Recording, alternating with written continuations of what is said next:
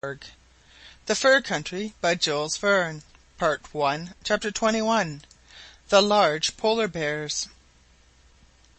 The only one of the four windows through which it was possible to look into the court of the fort was that opening at the end of the entrance passage.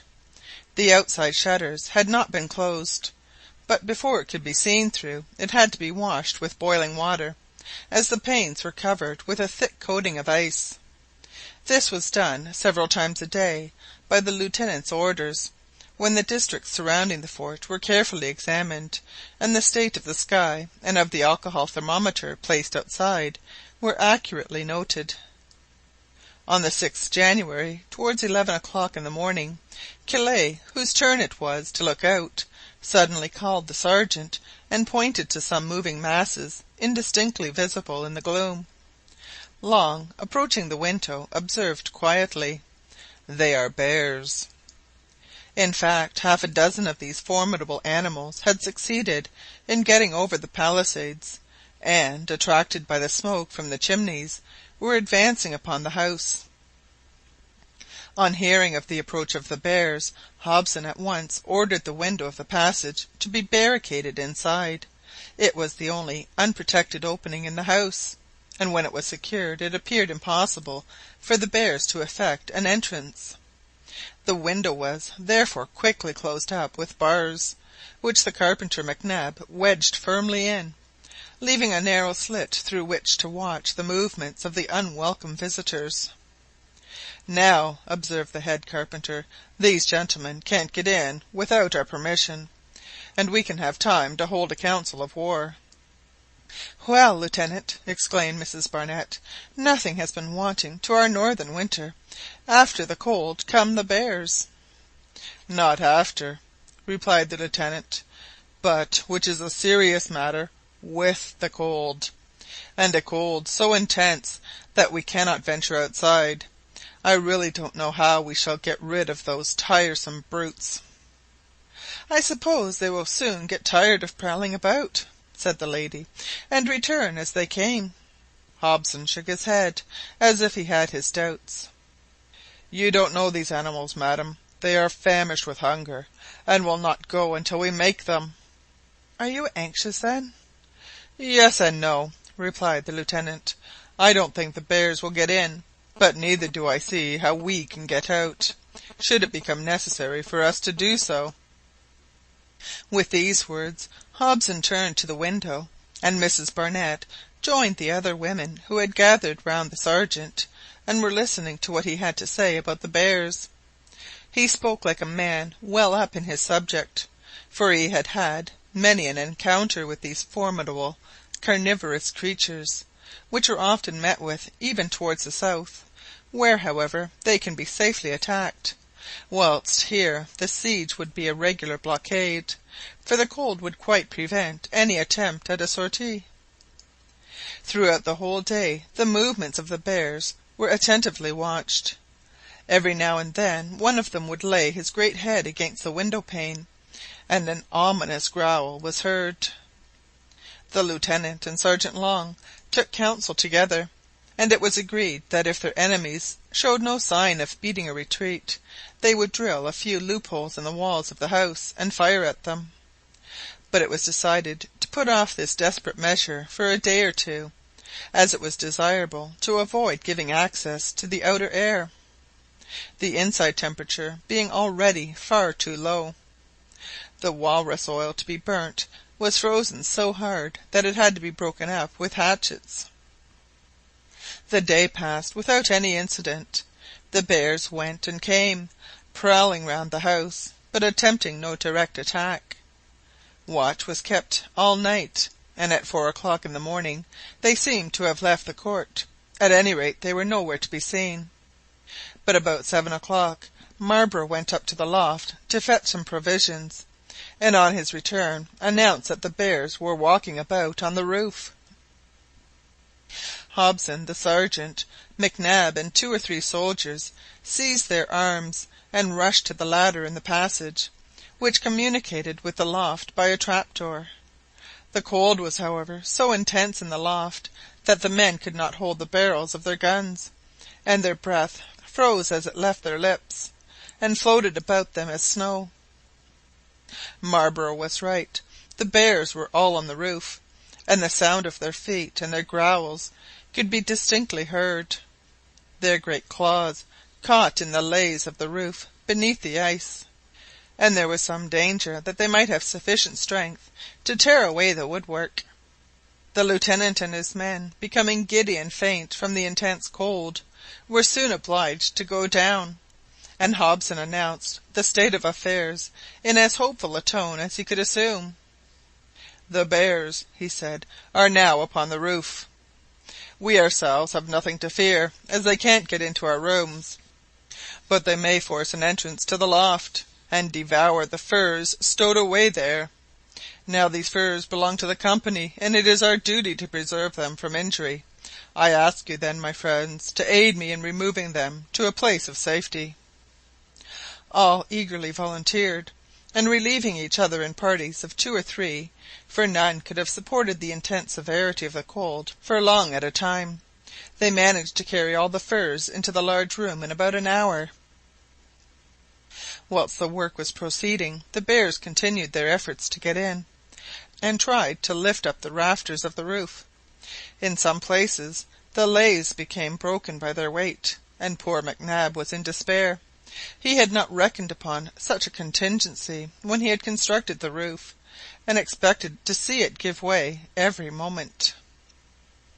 The day passed, however, without any change in the situation. The bears did not get in, but a no less formidable enemy, the cold, gradually penetrated into every room. The fires in the stoves burnt low, the fuel in reserve was almost exhausted, and before 12 o'clock the last piece of wood would be burnt, and the genial warmth of the stove would no longer cheer the unhappy colonists. Death would then await them, death in its most fearful form, from cold.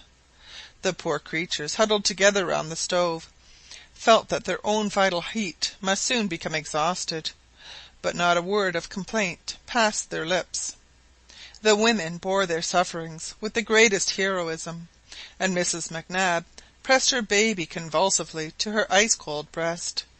Some of the soldiers slept, or rather were wrapped in a heavy torpor, which could scarcely be called sleep.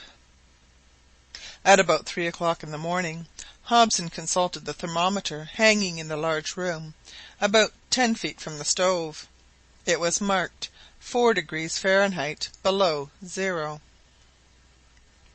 The lieutenant pressed his hand to his forehead, and looked mournfully at his silent companions without a word.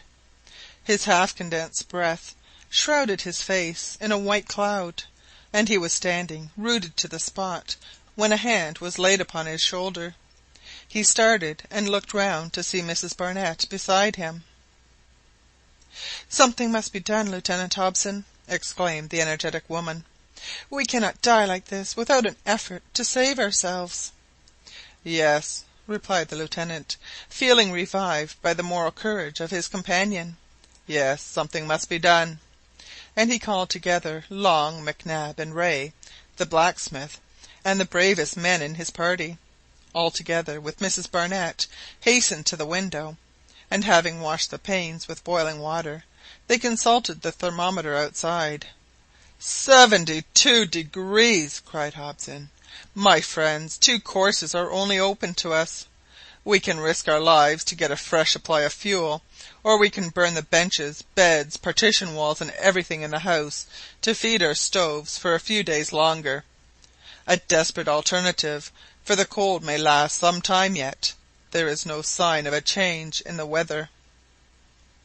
"Let us risk our lives to get fuel," said Sergeant Long. All agreed that it would be the best course, and without another word each one set to work to prepare for the emergency. The following were the precautions taken to save the lives of those who were about to risk themselves for the sake of the general good. The shed in which the wood was stored was about 50 steps on the left, behind the principal house. It was decided that one of the men should try and run to the shed. He was to take one rope, wound round his body, and to carry another in his hand, one end of which was to be held by one of his comrades. Once in the shed, he was to load one of the sledges there with fuel, and tie the rope to the front, and the other to the back of the vehicle, so that it could be dragged backwards and forwards between the house and the shed without much danger. A tug violently shaking one or the other cord would be the signal that the sledge was filled with fuel at the shed or unloaded at the house. A very clever plan, certainly, but two things might defeat it. The door of the shed might be so blocked up with ice that it would be very difficult to open it, or the bears might come down from the roof and prowl about the court. Two risks to be run.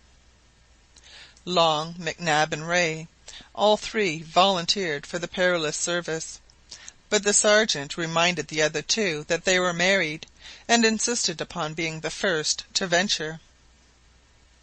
When the lieutenant expressed a wish to go himself, Mrs Barnett said earnestly, "You are our chief. You have no right to expose yourself. Let Sergeant Long go." Hobson could not but realize that his office imposed caution, and being called upon to decide which of his companions should go, he chose the sergeant. Mrs Barnett pressed the brave man's hand with ill-concealed emotion, and the rest of the colonists, asleep or stupefied, knew nothing of the attempt about to be made to save their lives. Two long ropes were got ready. The sergeant wound one round his body above the warm furs, worth some £1,000 sterling, in which he was encased, and tied the other to his belt, on which he hung a tinder box and a loaded revolver. Just before starting, he swallowed down half a glass of rum, as he said to himself, "to ensure a good load of wood." Hobson, Rae, and Mac Nab accompanied the brave fellow through the kitchen, where the fire had just gone out, and into the passage. Rae climbed up to the trap-door of the loft, and peeping through it, made sure that the bears were still on the roof. The moment for action had arrived. One door of the passage was open, and in spite of the thick furs in which they were wrapped, all felt chilled to the very marrow of their bones, and when the second door was pushed open, they recoiled for an instant, panting for breath, whilst the moisture, held in suspension in the air of the passage, covered the walls and the floor with fine snow. The weather outside was extremely dry, and the stars shone with extraordinary brilliancy. Sergeant Long rushed out without a moment's hesitation, dragging the cord behind him, one end of which was held by his companions. The outer door was pushed to, and Hobson, Mac Nab, and Rae went back to the passage and closed the second door, behind which they waited. If Long did not return in a few minutes, they might conclude that his enterprise had succeeded, and that, safe in the shed, he was loading the first train with fuel. 10 minutes at the most ought to suffice for this operation, if he had been able to get the door open. When the sergeant was fairly off, Hobson and Mac Nab walked together towards the end of the passage. Meanwhile, Rae had been watching the bears in the loft. It was so dark that all hoped Long's movements would escape the notice of the hungry animals. 10 minutes elapsed, and the three watchers went back to the narrow space between the two doors, waiting for the signal to be given to drag in the sledge. 5 minutes more. The cord remained motionless in their hands. Their anxiety can be imagined. It was a quarter of an hour since the sergeant had started, plenty of time for all he had to do, and he had given no signal. Hobson waited a few minutes longer, and then, tightening his hold of the end of the rope, he made a sign to his companions to pull with him. If the load of wood were not quite ready, the sergeant could easily stop it from being dragged away. The rope was pulled vigorously. A heavy object seemed to slide along the snow. In a few moments it reached the outer door. It was the body of the sergeant with the rope round his waist. Poor Long had never reached the shed. He had fallen fainting to the ground, and after 20 minutes' exposure to such a temperature there was little hope that he would revive. A cry of grief and despair burst from the lips of Mac Nab and Rae. They lifted their unhappy comrade from the ground, and carried him into the passage, but as the Lieutenant was closing the outer door, something pushed violently against it, and a horrible growl was heard. "Help!" cried Hobson. Mac Nab and Rae rushed to their officer's assistance, but Mrs Barnett had been beforehand with them and was struggling with all her strength to help Hobson to close the door. In vain; the monstrous brute, throwing the whole weight of its body against it, would force its way into the passage in another moment. Mrs Barnett, whose presence of mind did not forsake her now, seized one of the pistols in the Lieutenant's belt, and waited quietly until the animal shoved its head between the door and the wall, discharged the contents into its open mouth. The bear fell backwards, mortally wounded no doubt, and the door was shut and securely fastened. The body of the Sergeant was then carried into the large room, but alas, the fire was dying out. How was it possible to restore the vital heat, with no means of obtaining warmth? I will go and fetch some wood," cried the blacksmith Rae. "Yes, Rae, we will go together," exclaimed Mrs Barnett, whose courage was unabated. "No, my friends, no," cried Hobson. "You will fall victims to the cold, or the bears, or both. Let us burn all there is to burn in the house, and leave the rest to God." And the poor half-frozen settlers rose and laid about them with their hatchets like madmen. Benches, tables, and partition walls were thrown down, broken up, crushed to pieces, and piled up in the stove of the large room and kitchen furnace. Very soon good fires were burning, on which a few drops of walrus oil were poured, so that the temperature of the rooms quickly rose a dozen degrees. Every effort was made to restore the Sergeant. He was rubbed with warm rum, and gradually the circulation of his blood was restored. The white blotches with which parts of his body were covered began to disappear. But he had suffered dreadfully, and several hours elapsed before he could articulate a word. He was laid in a warm bed, and Mrs Barnett and Madge watched by him until the next morning. Meanwhile Hobson, Mac Nab, and Rae consulted how best to escape from their terrible situation. It was impossible to shut their eyes to the fact that in 2 days this fresh supply of fuel would be exhausted, and then if the cold continued, what would become of them all? The new moon had risen 48 hours ago, and there was no sign of a change in the weather. The north wind still swept the face of the country with its icy breath. The barometer remained at fine dry weather, and there was not a vapour to be seen above the endless succession of ice fields. There was reason to fear that the intense cold would last a long time yet, but what was to be done? Would it do to try once more to get to the woodshed, when the bears had been roused by the shot, and rendered doubly dangerous? Would it be possible to attack these dreadful creatures in the open air? No, it would be madness, and certain death for all. Fortunately the temperature of the rooms had now become more bearable, and in the morning Mrs Joliffe served up a breakfast of hot meat and tea.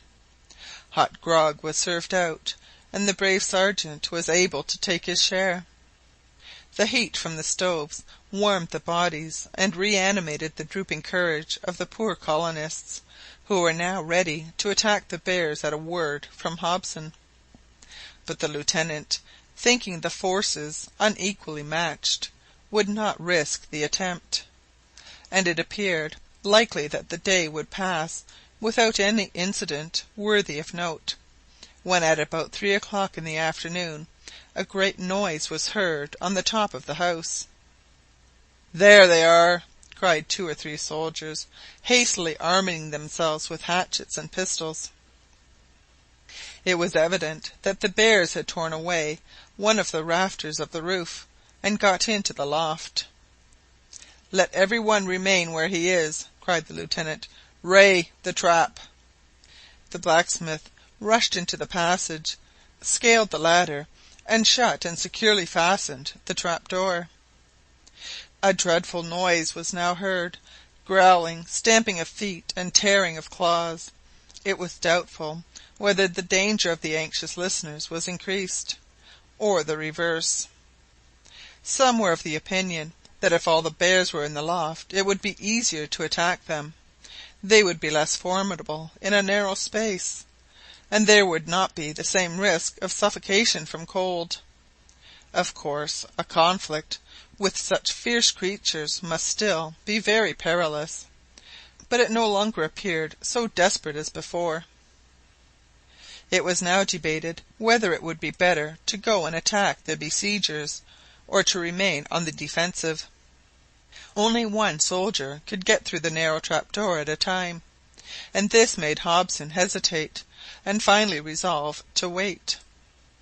The sergeant and others, whose bravery none could doubt, agreed that he was in the right, and it might be possible that some new incident would occur to modify the situation. It was almost impossible for the bears to break through the beams of the ceiling, as they had the rafters of the roof, so that there was little fear that they would get on to the ground floor. The day passed by in anxious expectation, and at night no one could sleep for the uproar made by the furious beasts. The next day, about 9 o'clock, a fresh complication compelled Hobson to take active steps. He knew that the pipes of the stove and kitchen furnace ran all along the loft, and being made of lime bricks, but imperfectly cemented together, they could not resist great pressure for any length of time. Now some of the bears scratched at the masonry, while others leant against the pipes for the sake of the warmth from the stove, so that the bricks began to give way, and soon the stoves and furnace ceased to draw.